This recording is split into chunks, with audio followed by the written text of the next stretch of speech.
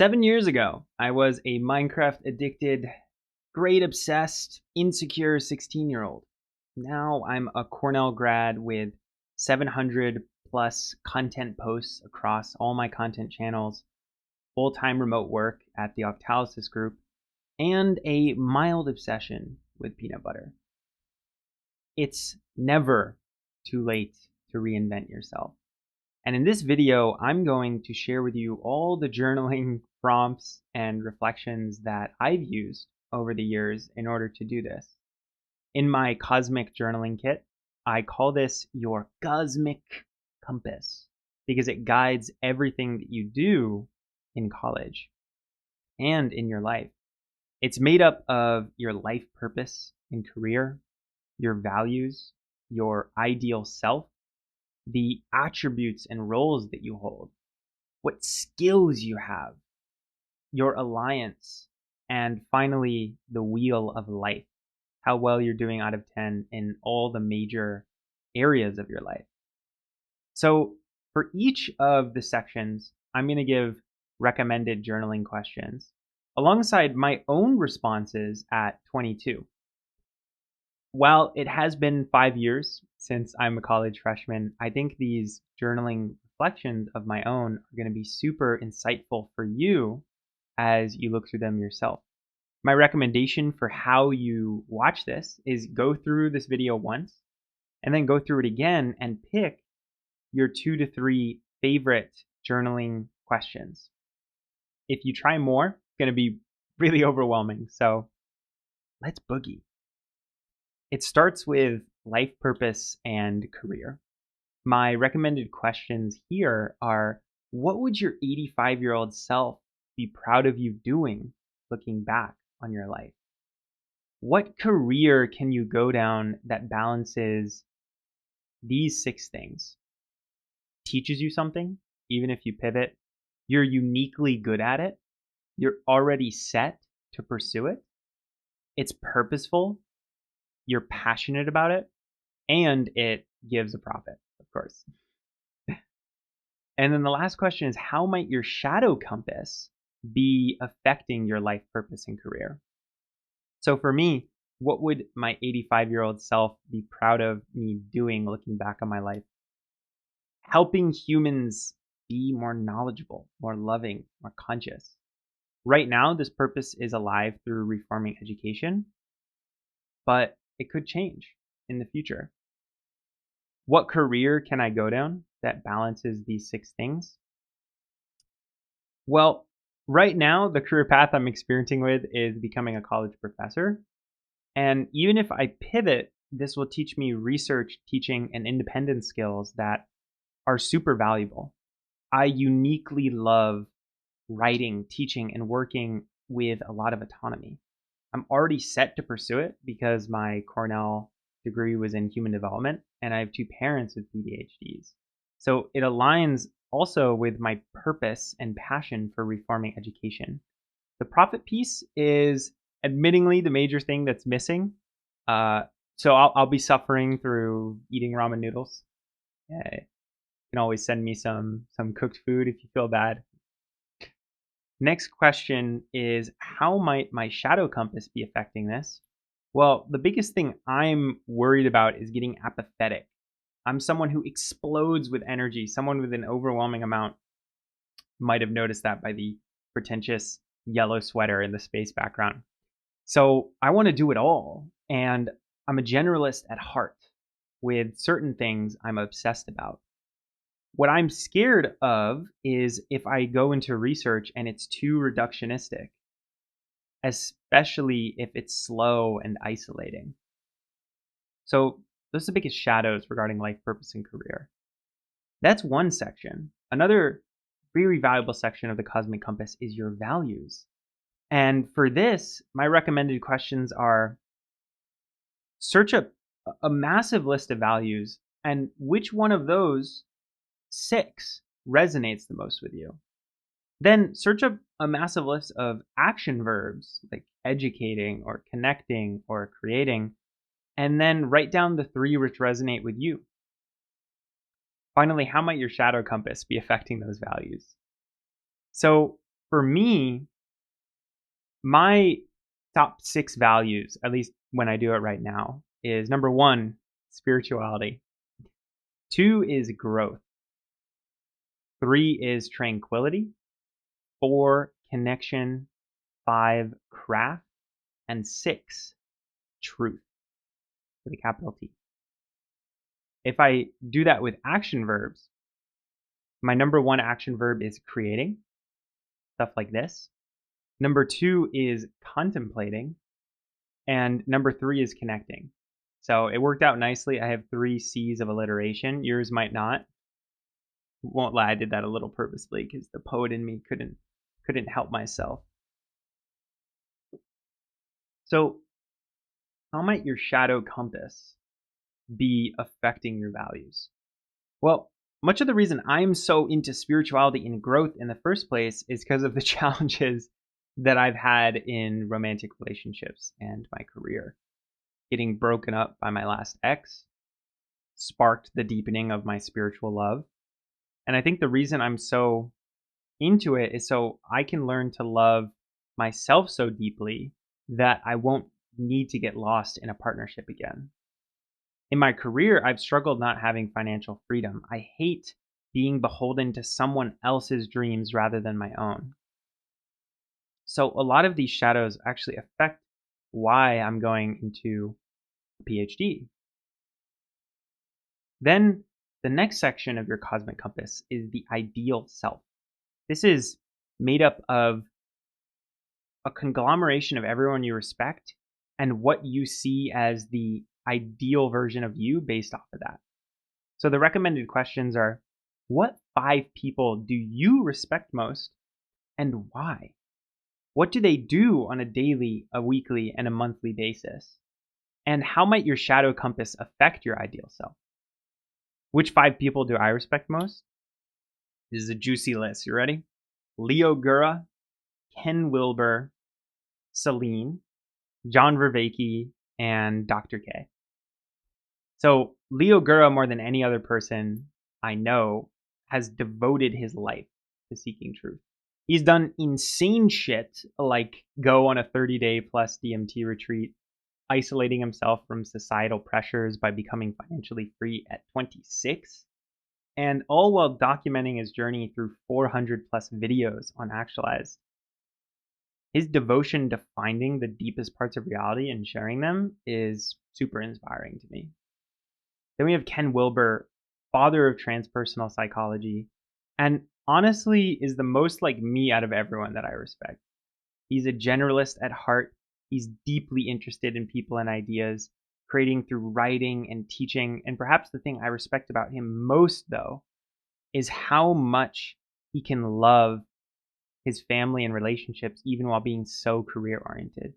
There's this beautiful book called Grace and Grit where he writes about his journey helping his wife Treya through a 5-year plus terrible fight with breast cancer. Then we have Celine, who's a character from the movie Before Sunrise, which encapsulates the story of a one-off dreamy romantic night of 2 characters as they adventure through Vienna. And she's got a lot of problems, yes, but that's okay because the thing I admire most about her is the way that she sees love. Even as the other character, Jesse, is super cynical about love because he literally got broken up 2 weeks before the movie starts. She remains steadfast in how important it is for her. She says one of my favorite quotes from anything literally ever. She says, I believe if there's any kind of God, it wouldn't be in any of us. Not you or me, but the space in between. I still get chills when I hear that one. It's crazy. John Vervaeke is a cognitive scientist and professor at the University of Toronto. And it was after watching his lecture series, Awakening from the Meaning Crisis and After Socrates, that I fell in love with him. And I respect him so deeply for bridging the meaning gap in the world, not by rejecting religion, but by integrating science, art, religion, and history together into one. So he inspires me to find that integration instead of rejection. And then finally, Dr. K is a YouTuber and psychiatrist helping the mental health of the digital generation. And the thing I respect most about him is how he bridges spirituality and science with such incredible humility. You can see the love and gratitude radiating off this guy in every video he makes. It's incredibly inspiring. Now, what do they do on a daily, weekly, and monthly basis? Almost all of them do a mix of some creating, teaching, and connecting with others. They don't travel that much, but rather they're more focused on learning where they are, which is very, very much like me. I guess you can see why I like them so much. Now, how might my shadow compass be affecting my ideal self? Well, I definitely relate to Leo Girl a lot because of my judgment shadows. He can be very condescending and self-righteous in the way he talks. And I've had periods in my life where I've been more like that. And I think one of the reasons I create videos like I do now, where I try and come across less like that, is seeing the ramifications of that on his videos. And then my liking for Celine definitely stems a lot from my romantic relationship. So yeah, my shadows definitely have an effect there. Moving on to attributes and roles, there's 3 recommended questions, which is, before I say, I should just define what I mean by attributes and roles. So attributes are like what you're inherently good at. Think if you were a video game character, what traits would you have automatically? And then your role is what play style you have towards life. Like if you were a video game character, would you be a bard? Would you be a druid? Would you be a warrior? Stuff like that. So my recommended questions are, what 6 attributes do you feel you're inherently good at compared to other people? What video game role resonates with you the most with who you want to be in real life? And how might your shadow compass affect your attributes and role? So for me, I think the six attributes that I really resonate with: I'm a concept connector, bridging disciplines, a humor light bringer. I love diffusing tension and creating ease through laughter and play. A soul listener. I think people feel understood by me in a way that dissolves their defenses. A consciousness explorer. I'm pulled towards higher perspectives, towards deeper truths and the nature of reality itself. A spiral wizard. I help others cross spiritual thresholds by adapting to their unique placement in the spiritual path. And I'm also a focus warden. I can sustain deep concentration and enter into flow regularly. What video game role connects to that? Well, I think of myself as like a mage bard. I shape the emotional tone of groups and create connection through presence, humor, and charisma. But I'm also energized by ideas, by deep learning, and by intellectual mastery. College is my spellbook. How might my shadow compass be affecting this? Well, I think one of the reasons I love combining relationships with a love of ideas is from my toxic relationship to productivity. Right? And multiple times throughout my life, I've been either too productivity focused or too relationship focused. And this combination is like my sweet spot where I can say I'm being productive by both focusing on relationships and focusing on connecting ideas.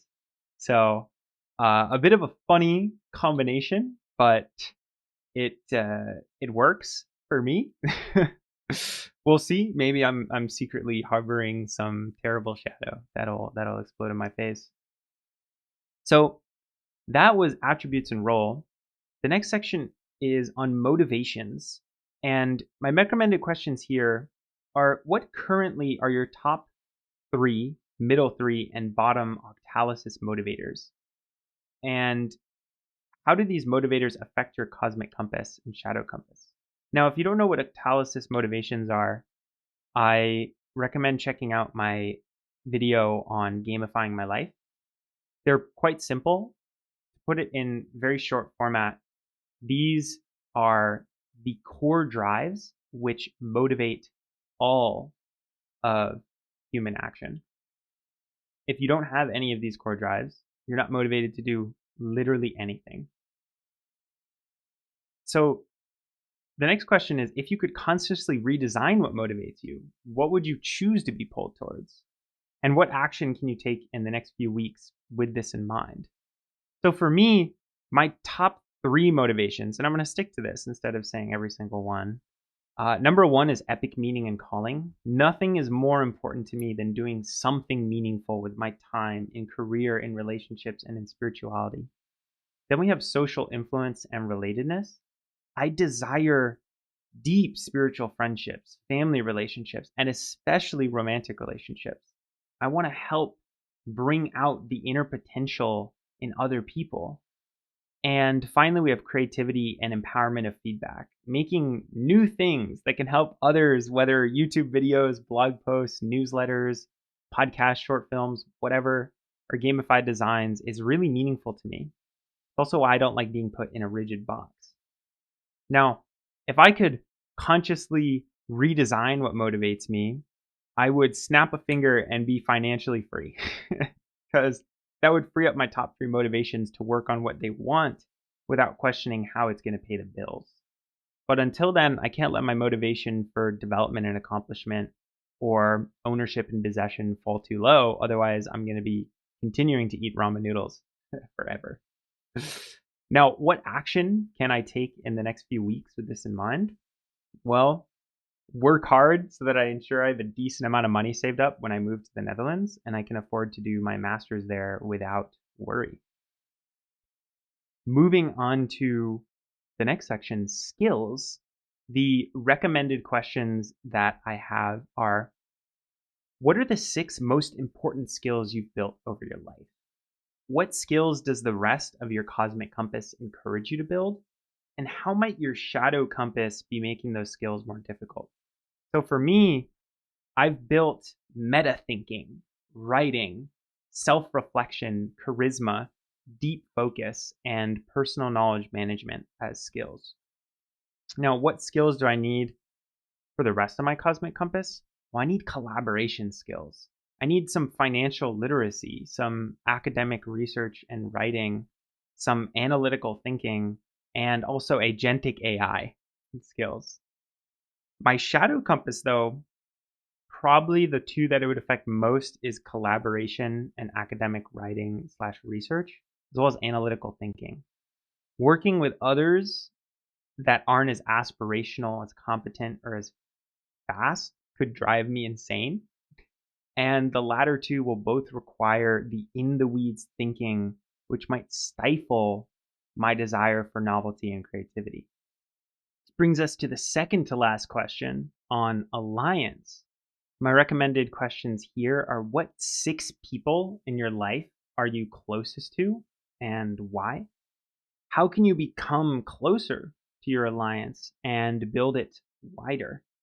How might your shadow compass be affecting your alliance? So for me, the 6 people closest to me and why, and these are not real names because I didn't want to shout them out literally. Number 1 is Jaya, basically the introverted Filipino version of me.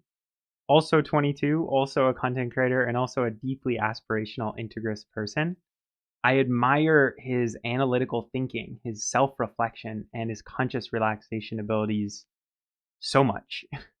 Then we have Sakris, who's my twin brother and the opposite of me in literally almost every single way. Which is exactly honestly why we love each other so much, is this man's discipline, his drive, his masculinity, and hunger for freedom is honestly awe-provoking for me. My mom and dad, of course, I can't separate them. They're tied in my mind. And so many things I could say, but most of all, they gave me the greatest gift that they can give, which is unconditional love. I would not be where I am without such an incredible childhood. Cypher, one of my oldest Cornell friends and the person who really awakened me to my love for spirituality. They might be the kindest, most genuine person I know. Their self-reflection, their grit, and their humility are just incredibly inspiring. Then we have Darren, who's a mutual friend of Jaya and I in our creative club. His integrity, his deep poetic prose, and his zest for life are so lovable.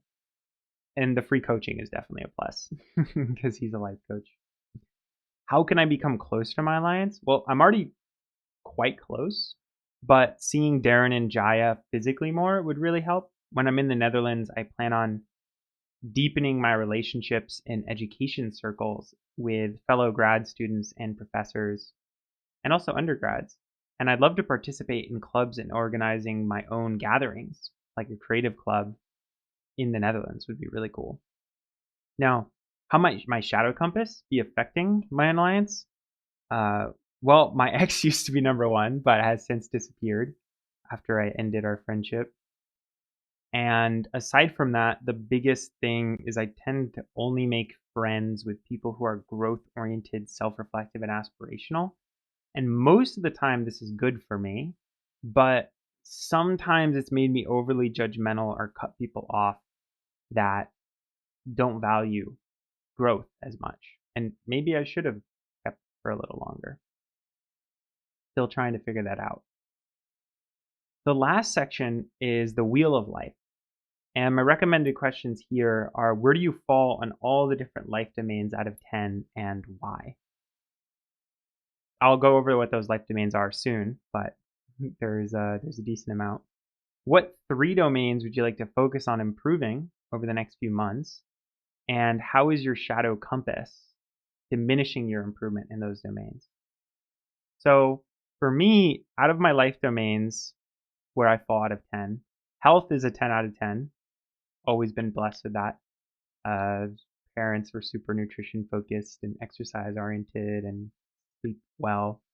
Life purpose, I'd say it's an 8 out of 10. Career, 7 out of 10. Friends is a 9 out of 10. Family, 10 out of 10. Romantic relationships is a unfortunate 4 out of 10, right now at least. Clubs and community, 7 out of 10. My environment is a 4 out of 10. I've been in Ithaca for almost 5 years, and I really want to get out as much as I love Ithaca. Personal growth is a 10 out of 10. Play and joy, a 9 out of 10. And spirituality, an 8 out of 10. What 3 domains would I like to focus on? The 3 are career, romantic relationships, and environment. For career, I'm going to work as hard as I can to save up some money before doing my master's program in the fall. And that way I can fully immerse myself in it and feel how it is without being distracted by other work. For environment, I'm moving to another country, the Netherlands, so get out of Ithaca and experience something else. And finally, with romantic relationships, once I'm settled in the Netherlands, I'll have a huge push towards going to gyms, to clubs, to use dating apps again. Hopefully they're better in the Netherlands than in America. How is my shadow compass affecting these? Well, the biggest way is through being too perfectionistic. I want a career that's amazing, a romantic relationship that's amazing, and all at just 22. But these things take time, right? I need to lean into the uncertainty, the weight, the flow with life. So those were all the different sections of the cosmic compass. And I really want to point out that 7 years ago, I couldn't have written any of this. Not because I didn't have the words, but because I didn't have the relationship with myself to know what was true. And that's the thing about the cosmic compass. It doesn't ask you to have your answers right away. It asks you to sit with the questions long enough that the answers start showing up in how we live, not just what we write down. So come back to this every year. Watch your responses shift.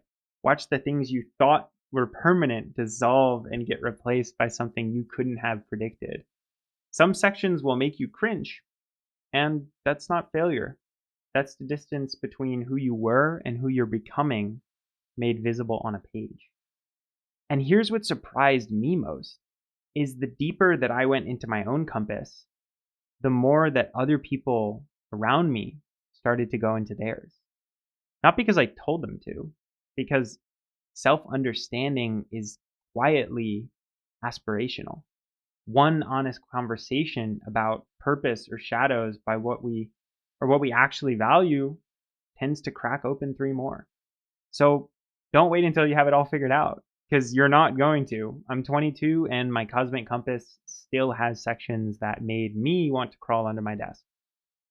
And the practice of returning, of asking again with a little more honesty each time, is how we stop reinventing a character and start uncovering who was underneath all along.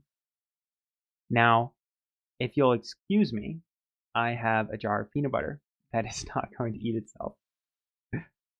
That's it. Hope you liked the video. If you resonated with it, highly recommend checking out my free college freshman cosmic journaling kit. It's a gamified journaling system that holds exactly the questions that I went through, including the cosmic compass, and also many other questions, over 1,000, that'll help you grow your emotional intelligence, your self-understanding, and your purpose in just 15 minutes a day. Check that out in the description below. As always, have a fantastic rest of your day. Eat some peanut butter, and bye-bye.